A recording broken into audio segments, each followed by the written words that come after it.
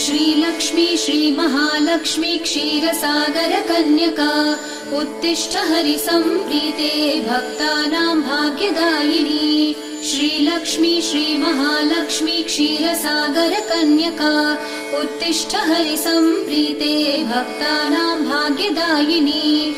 उत्तिष्ठोत्तिष्ठ श्रीलक्ष्मी विष्णुवक्षस्थलालये उत्तिष्ठ करुणापूर्णे लोकानां शुभदायिनी। उत्तिष्ठोत्तिष्ठ श्रीलक्ष्मी विष्णुवक्षस्थलालये उत्तिष्ठ करुणापूर्णे लोकानां शुभदायिनी।